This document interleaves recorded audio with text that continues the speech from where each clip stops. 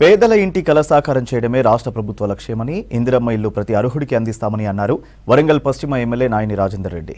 హనుమకొండలోని 60వ డివిజన్ వడ్డేపల్లి, 58వ division SC colony, 57వ డివిజన్ సమ్మయ్యనగర్ కాలనీలో లబ్ధిదారులకు కేటాయించిన ఇండ్ల నిర్మాణానికి భూమి పూజ చేసి పనులను ప్రారంభించారు ఎమ్మెల్యే.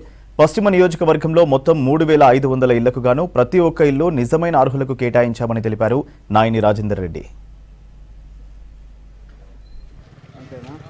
భాగంగా ఇందిరమ్మ ఇల్లు ప్రతి డివిజన్లో ముగ్గులు పోసుకుంటూ ఒక పండుగ వాతావరణంలో ఇలా ఉండటం, మరి 60వ డివిజన్ అందులో భాగంగానే 60వ డివిజన్లో ఈ ముగ్గులు పోసి ప్రారంభించడం జరుగుతుంది. ఇందులో అభినవ్ భాస్కర్ కార్పొరేటర్ గారు, నాగరాజు గారు, డివిజన్ అధ్యక్షులు అందరం కూడా పాల్గొని చాలా ఆనందంగా ఉన్నది అలా. ఎందుకంటే పేదలల్లో ఇళ్ళల్లో కళ్ళల్లో చూస్తే నిజంగా కూడా ఆనందం, వాళ్ళకు స్వీట్లతోటి మాకు స్వాగతం పలుకుతుంటే కూడా చాలా సంతోషం. ఇంతకంటే సంతోషం ఎందులో దొరుకుతుంది మాకు అసలు.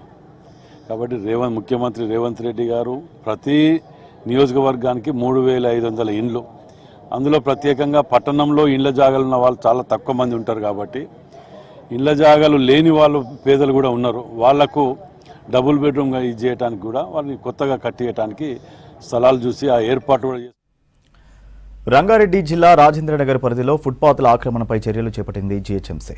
మైలార్దేవుపల్లి డివిజన్ పరిధిలో రోడ్డుకు ఇరువైపులా ఫుట్పాత్ ఆక్రమించి ఏర్పాటు చేసుకున్న వాణిజ్య వ్యాపార సముదాయాలపై కొరడా జలిపించింది. Rajendranagar circle GHMC deputy commissioner Ravikumar ఆదేశాలతో టౌన్ ప్లానింగ్ అధికారులు భారీ పోలీసు బందోబస్తు ఏర్పాటు చేసి ఫుట్పాత్లపై నిర్మించిన షెడ్లను తొలగించారు.